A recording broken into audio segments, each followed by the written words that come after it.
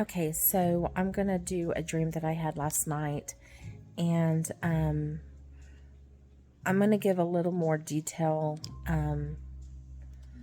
Not that it matters on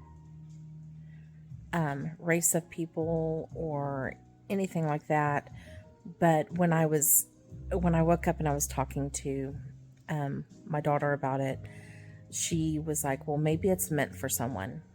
Um, Maybe someone will understand or they can get more out of it." Because she asked me, "Do you know the people?" And I said, "I don't know. I don't think I recognize anyone."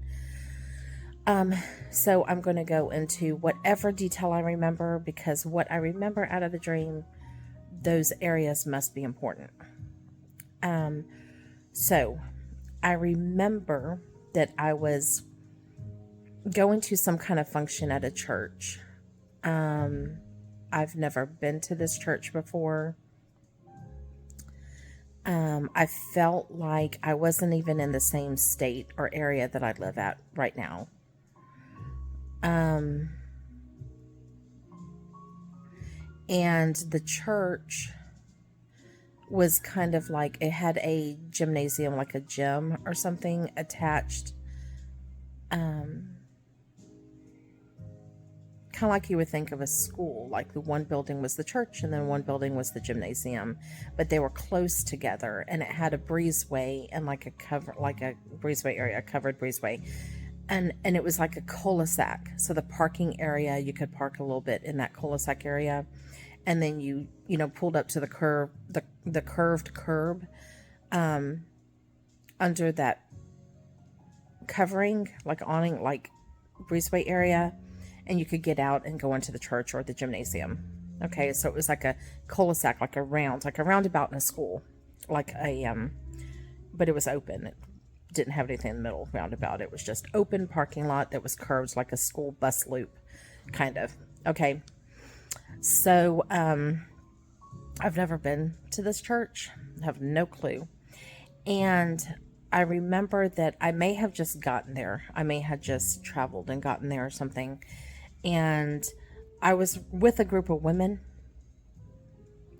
and I was myself, but not myself. I was a little different. And the church and the group of women that I with were prominently African American. They were, um, it was prominently an African American church. Um, and we were doing something there. There was something going on there. It kind of reminded me, because I was wearing all black. It kind of reminded me of like a funeral, but it wasn't like sad. It was I don't even understand. But I was wearing all black. I was wearing a black dress that I normally wear. I'm I've gotten a little bigger, so I didn't feel comfortable in what I was wearing. I remember, and this is stuff that stuck out to me. So I didn't feel comfortable where I was wearing. I had hose on, and it was those type of hose that are thicker and they're just shiny and they don't match the color of your skin at all. And you're like, ooh, like, why am I wearing these? But it was all I had or could find.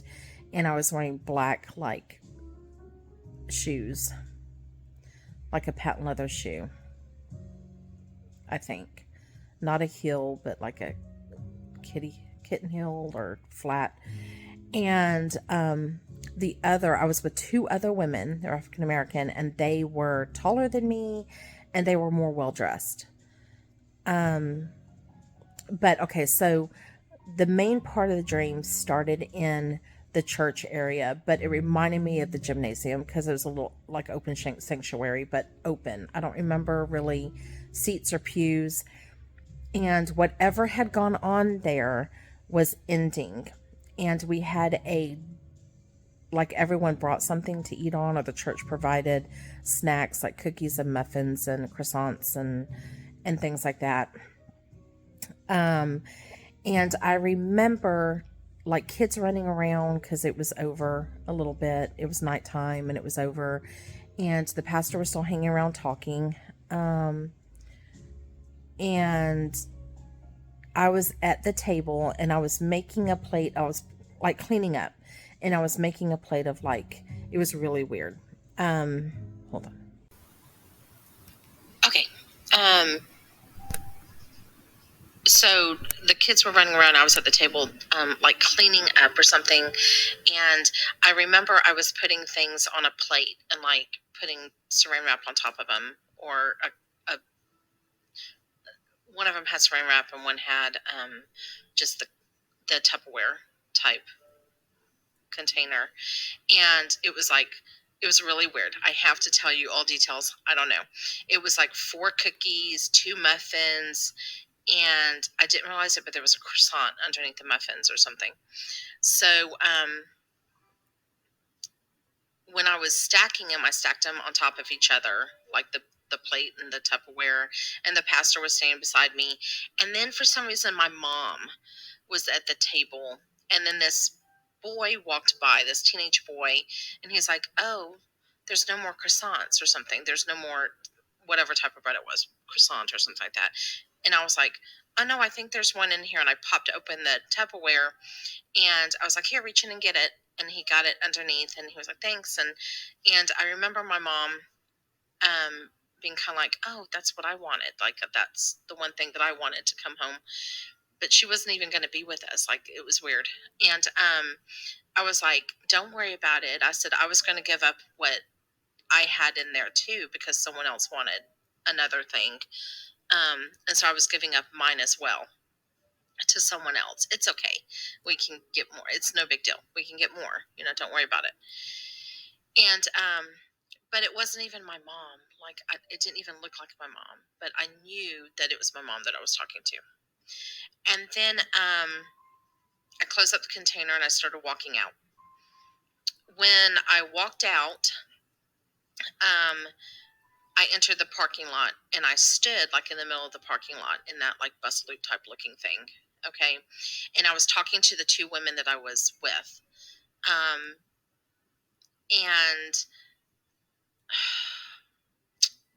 I was talking about, and I was looking down at my legs and the hose. I was like, and I was like, "Is that the only thing I had or I could find or whatever?" Right. And like I said, they were dressed a lot nicer. Um, and then for some reason, we walked, um, and we stepped up, like took some steps, and we were on bleachers. The bleachers came out of the parking lot for somewhere, and we were walking. But then the bleachers turned into a store, like you're walking in the aisle of a store. And the store was kind of bare. And it was like a shopping mall store somewhere. And on all the shelves were shoes, and they were scattered. Like there was only some left. They were toppled over. A lot was gone and ravaged through. Like it was just gone. Like they had been all bought or wiped out or something. And I was like, "See, there's like nothing."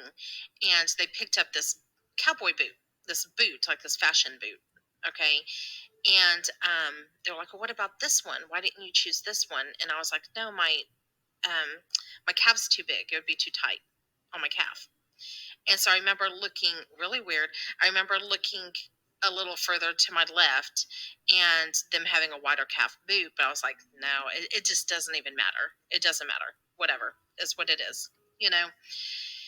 And then we went from there, from that, and we were in that parking lot again, and we were in one of the woman's cars. It was like an SUV, and she was driving. The other woman was in the passenger seat, and I was in the back, and I was leaned up between the driver and the passenger seat. So I was in the middle back, and I was leaning so I could talk.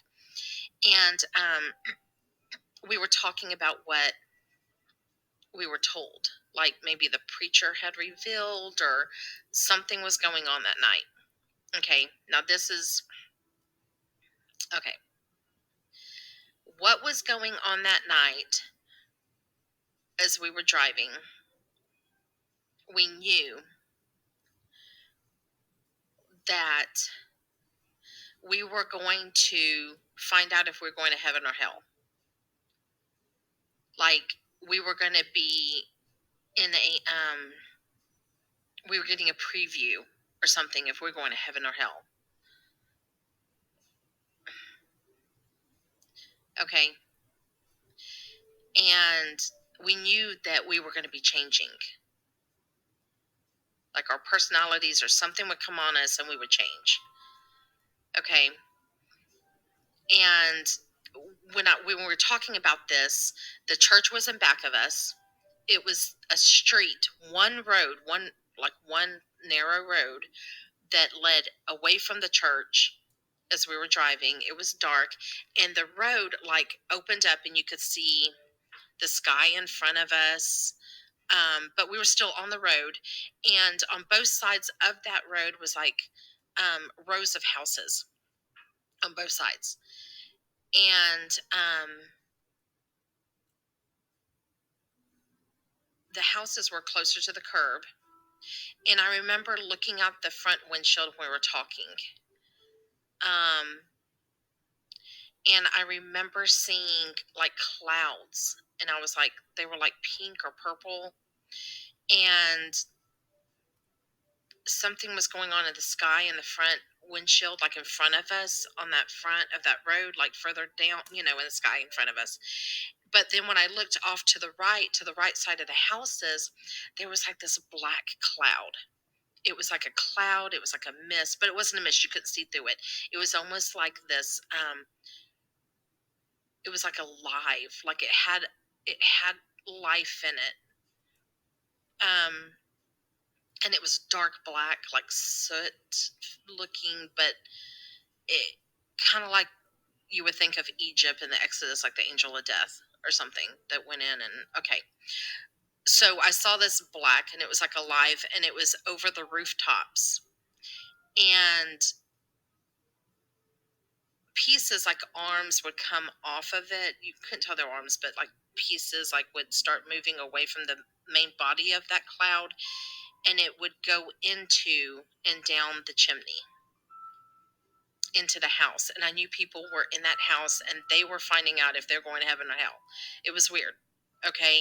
And I was like, oh, it's going in the chimneys. Like it's going in the chimneys. Right. So we were driving, and I told them, I said, oh, let's sleep together tonight. Like I was. So we were somehow close friends, and we were on this trip together. I don't even know if it was their home either. Maybe one of them. But I was like, oh, let's sleep together tonight. Let's just sleep together tonight, because this is scary. This is weird, right?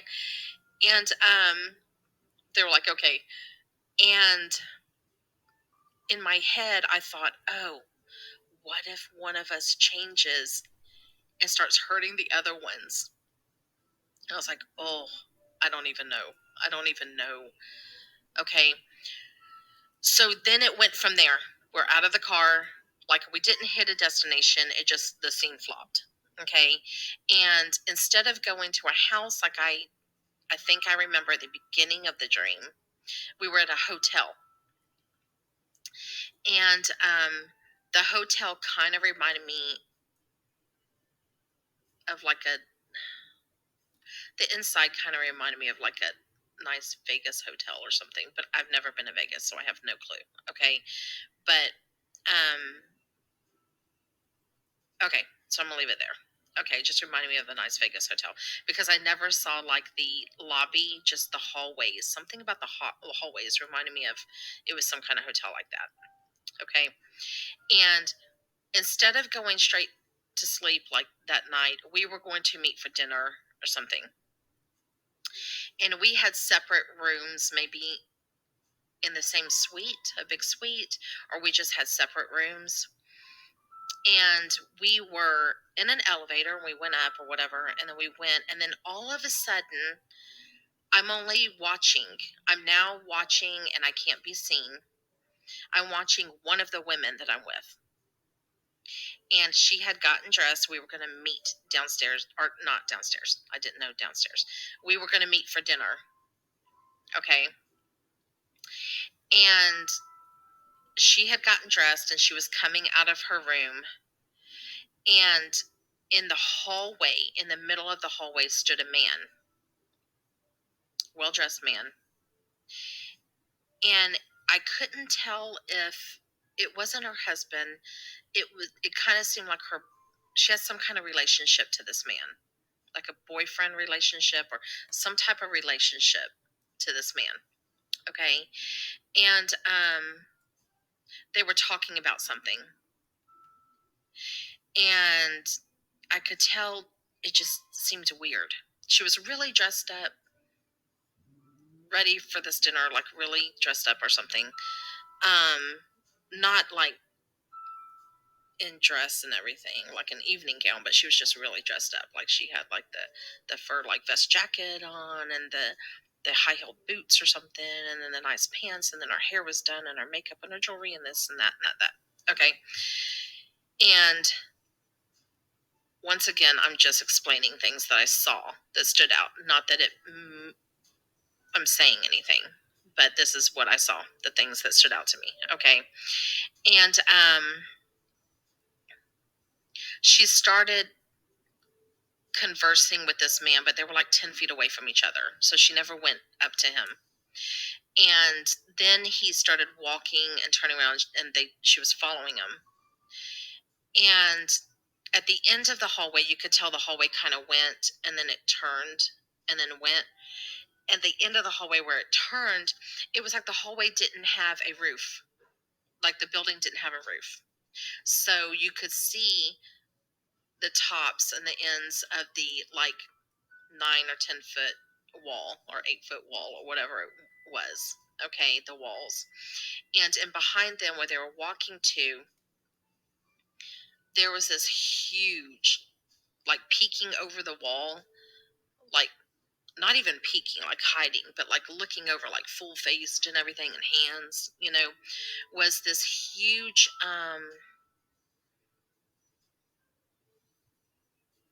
Art Deco type character. Like it's where like I say Art Deco like a 2-dimensional, like you could stick them on something, but it was an Art Deco like retro type drawing character, but it wasn't drawn. It was like a cartoon, like you could see it. Okay. And it was animated like a cartoon, and it had like I think yellow eyes or something. And I knew that it looked like it was black, and it looked like it had teeth, like a black cat, but it was the devil. Like I know I've seen this drawing somewhere, a cartoon, like some kind of cartoon portrayed the devil this way or something. I don't know. And it was the devil, like watching, like monitoring, like watching. And he was over this wall, like watching them walk to him. And then all of a sudden they went up to that wall, turned, and then that was like the elevator, like where they went in. Okay. And they both went in, and the guy that was talking went up against the back of the wall of the elevator, like if you're leaning against the rail. And the woman, which was the friend that I was with, one of them, okay, she was in the elevator, but more up toward the door, on the right side of the elevator, like where the buttons aren't. And I was in front of the buttons, but they couldn't see me. Like I wasn't there. I was just watching everything.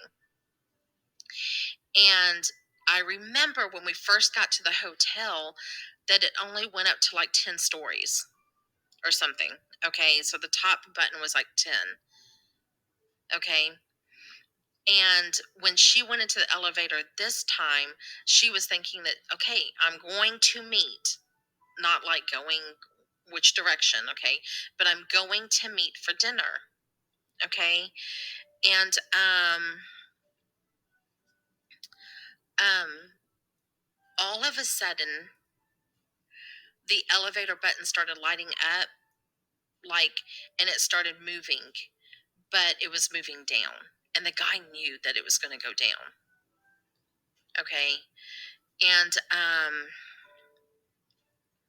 it started going down, and she was like, no, no, no.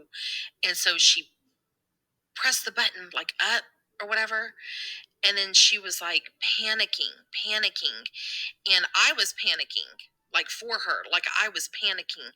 And I remember I was interactive in the dream. Remember, they couldn't see me. I wasn't really there at that time, but I was interactive in this dream, and I had my finger pressing on the top high button, like the floor number on the button. Like it was a row of numbers, and they would light as you go down or up, right?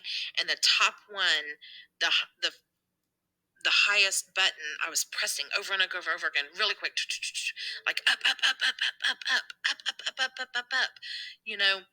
And the number that I was pressing, and I remind you, the floors only went to 10 for some reason, but when I was pressing the number, I kept seeing 81, 81, 81, and I kept pressing it up, up, up, up, up, up, up. And she was just, the guy was, I don't know, just like you, like laughing like he had her. Okay. Um, and she was calling out. Okay.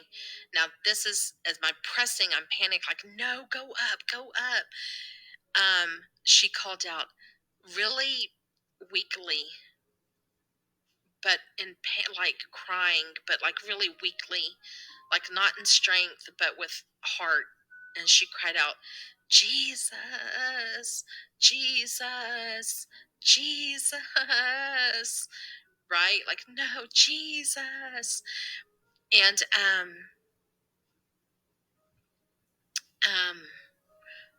when she cried out and she said it the third time, I was watching that, like she was on the ground, like laying, like it was just done, like she was, and she was crying out to Jesus, and she was on the ground in this elevator, and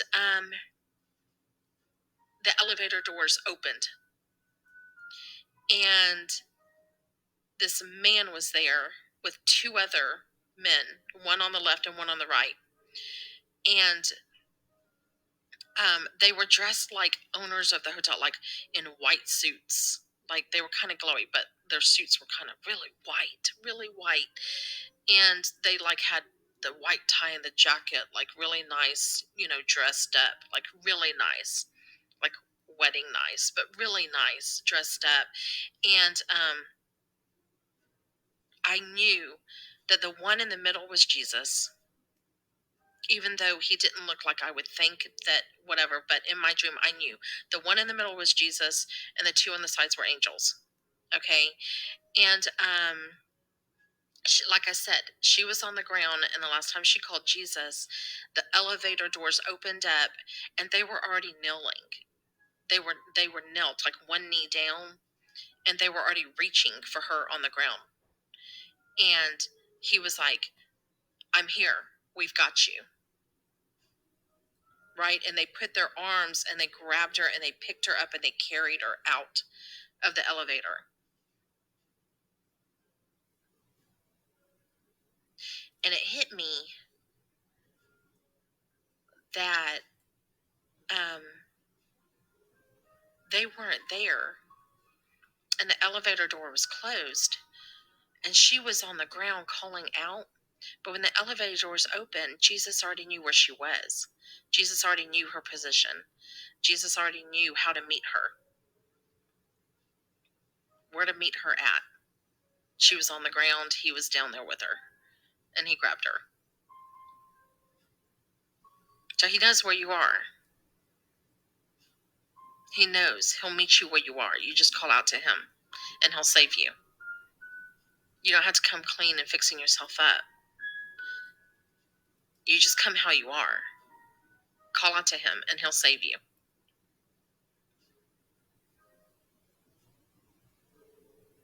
So then,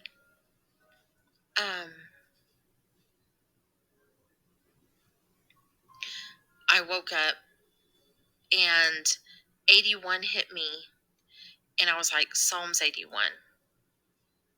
So I'm either going to read that or just put it to where you can read it. Okay, but Psalms 81.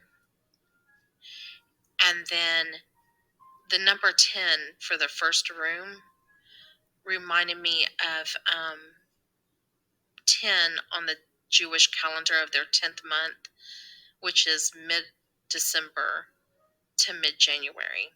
So like the 12th of December to mid-January. Um,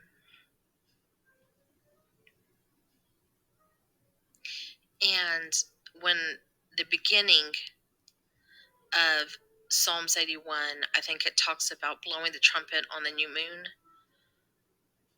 Okay? Like calling out and crying to the Lord, like calling out for the Lord, and blow the trumpet on the new moon. And the new moon in December, I'm going to have to recheck these dates, but I think it's like December 13th or our December 12th and Israel's December 13th, the flopping or something like that, which is their beginning of their 10th month, their 10th, which is atonement, I believe, Day of Atonement, because you're just getting out of victor or something like that. I'm going to have to look. I'll put it up so you can see.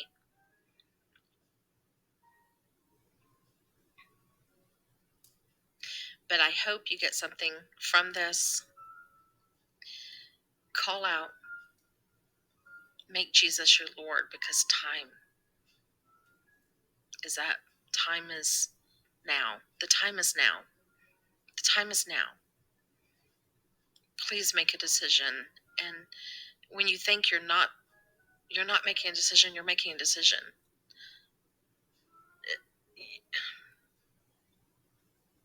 Know the Lord Jesus as your Savior. He's the only one that can save.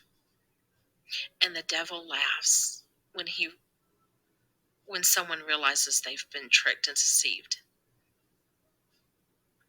and that he's got them.